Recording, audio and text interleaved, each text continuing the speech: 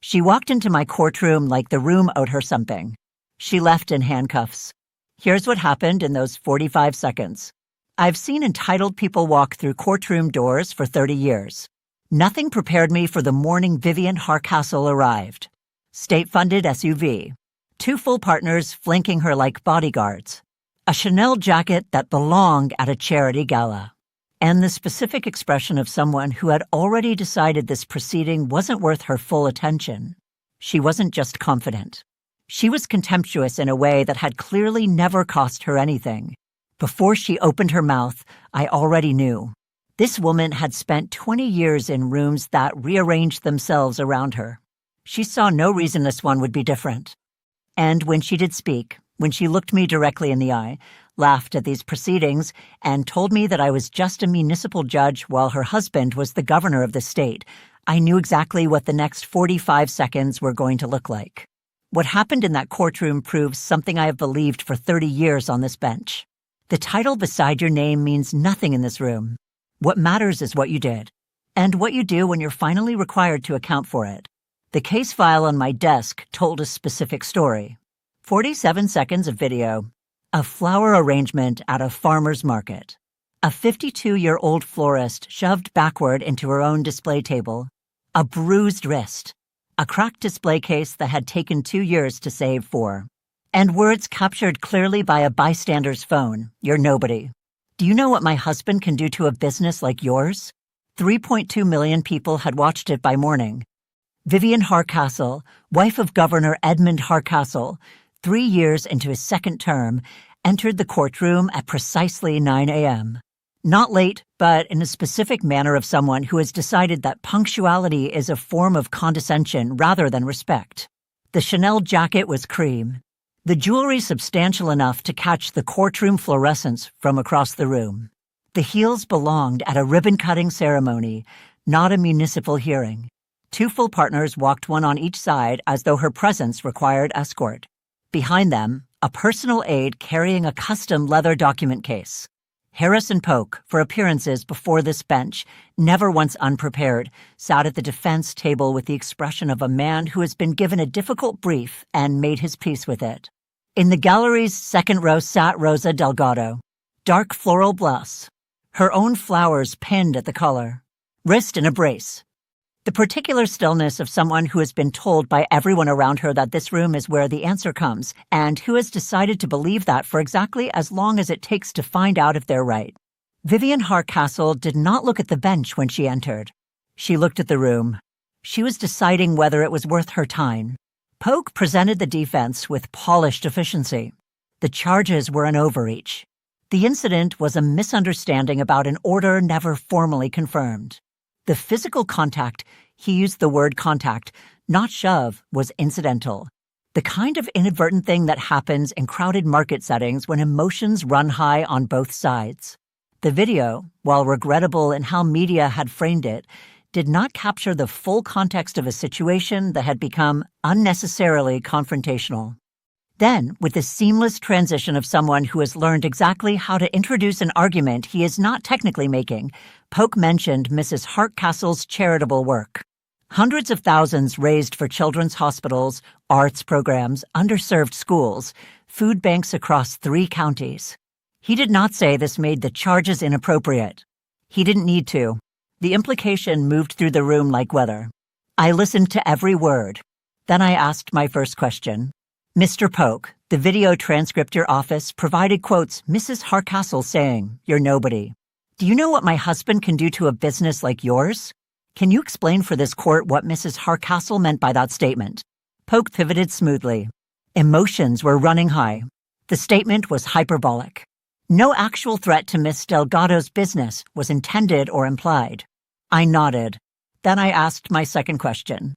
Has the governor's office made any contact with any regulatory body, licensing authority, or commercial permitting office regarding Miss Delgado or her business in the 6 weeks since this incident? The silence that followed was not Polk's. It was Vivian's. Her head turned toward him with an expression that told everyone in the room with enough experience to read it that the answer to that question was not no. I noted the silence for the record. Then I asked to see the video. It played without narration. No commentary, no captions, no framing of any kind. Just 47 seconds of footage from a farmer's market on a Saturday morning. The approach, Vivian and two friends moving toward Rosa's stall with the unhurried ease of people who have never had to wait for anything. The demand, Vivian indicating the peony arrangement. The exchange of words. Rosa's explanation, careful, non-aggressive, both hands visible on the table. The specific body language of someone trying to resolve a situation without escalating it. Vivian escalating anyway. The reach across the table. Then the shove. Both hands. Deliberate force. Rosa stumbling backward into her own display. Arrangement scattering across the market floor. The cracked display case audible even on the phone's microphone. And the words captured with complete clarity. You're nobody. Do you know what my husband can do to a business like yours? Then Vivian picking up the arrangement. Walking away. Not looking back. The courtroom was silent when it ended. I looked at Vivian Hardcastle. She had watched the footage with studied distance. The specific expression of someone who has decided that the woman on the screen and the woman at the defense table are two separate matters requiring no acknowledged connection, no recognition, no reaction. A face maintained like a weather report about a city she has never visited. I asked her directly, Mrs. Hardcastle, do you believe that what you did to Rosa Delgado was wrong? Polk began to rise. I raised one hand without looking at him. I had asked Mrs. Hardcastle. He sat. The room waited. Vivian leaned slightly forward. She looked at me directly, not with the managed, careful eye contact of someone coached on how to address a judge, but with the specific directness of someone who has decided the clearest available move is to make her position as visible as possible. She said she thought it had been handled badly. But frankly, and she wanted to be honest, she thought this entire proceeding was an embarrassment. I was a municipal judge. Her husband was the governor of the state. The idea that she was sitting in this room being treated like a criminal over a flower arrangement at a farmer's market was ridiculous. And she thought I knew it. Then she laughed. Not nervously. Not as a social reflex. This was the specific laugh of someone who has assessed the available positions, selected contempt as the strongest one, and committed to it fully. The laugh of a woman who has spent her entire life in rooms where that particular performance ended conversations, redirected proceedings, and reminded the person across from her of the relevant power differential. The courtroom went completely still. I did not raise my voice. I did not reach for the gavel. I looked at Vivian Hardcastle for a long moment. Then I said, quietly, Mrs. Hardcastle, I want you to understand something. In 45 seconds, you're going to understand why they are. I turned to the bailiff.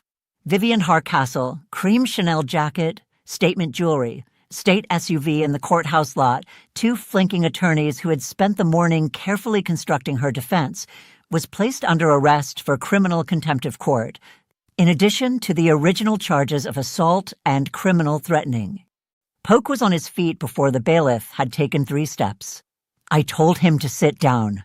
He sat. The bailiff moved toward the defense table with the quiet, practiced efficiency of someone who has done this before and understands that the dignity of the proceeding requires it to be done without drama. Vivian's expression shifted, not gradually, but all at once.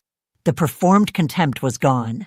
What replaced it was the specific expression of someone who has just discovered that the room they are in operates by entirely different rules than every other room they have spent 20 years navigating. You can't do this. Do you know who my husband is? I do, I said. And I want to tell you something before you're processed, Mrs. Hardcastle. Your husband is not in this room. His title is not in this room. His name is not in this room. What is in this room is the record you have just created with your own words, which will be available to every journalist, every ethics board, every voter, and every regulatory body in the state before the day is over. That record belongs to you. It was always going to belong to you. You simply accelerated its arrival. In the second row, Rosa Delgado did not move.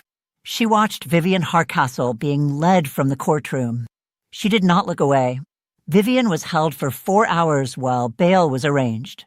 During that time, a video of her being led from the courtroom reached 6.1 million views.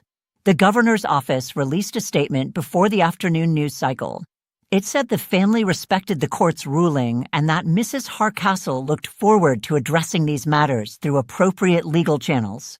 3 political journalists noted within the hour that the statement used the word respects rather than accepts or agrees with.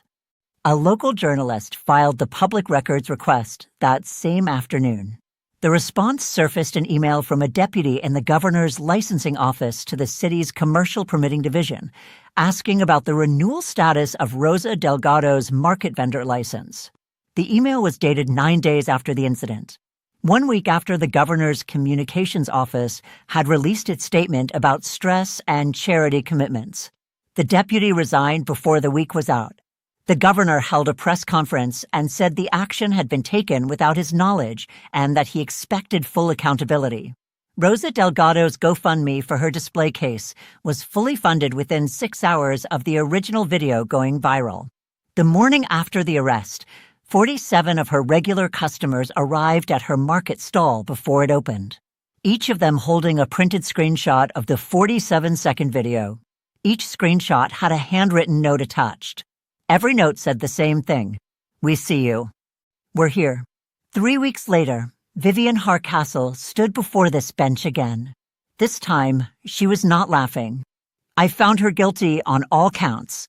The sentence, 90 days in county correctional facility, suspended pending 2 years of probation with active monitoring and full compliance reporting. A restitution order of $47,000 covering Rosa's display case at replacement cost, her wrist treatment, the full course of physical therapy her injury required, and 6 weeks of documented lost market income.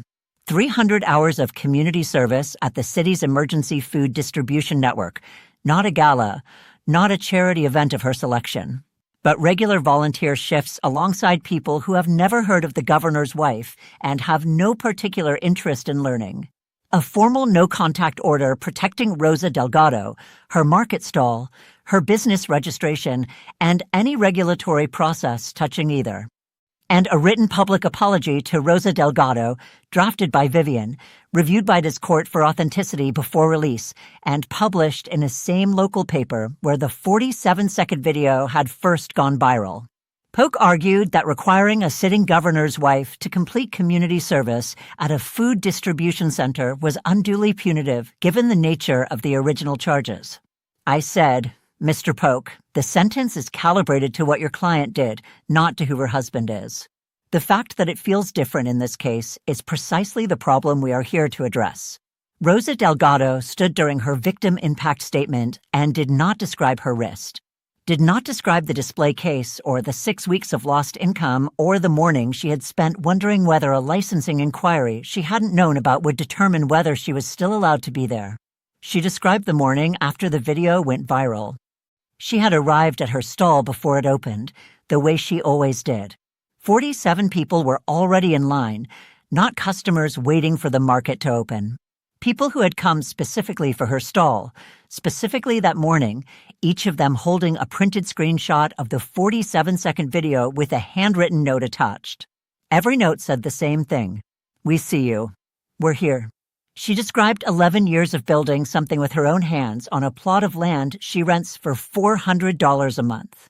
What it costs to build something like that, what it means, and why she was not willing to be told by anyone, including the wife of the sitting governor, that she was nobody. I know who I am, she said. I have always known who I am. I just needed this room to confirm it. The courtroom didn't erupt. It breathed, the specific collective exhale of a room that has been waiting 3 weeks for those words and recognizes them when they arrive. The written apology, when published, Rosa framed and placed behind the counter of her stall. Not because it meant what it was supposed to mean, but because it is a document that exists, and its existence is itself the answer to the question that needed answering. Vivian Hardcastle completed her probation, her community service, and her restitution payments across the following 2 years. The written apology was adequate.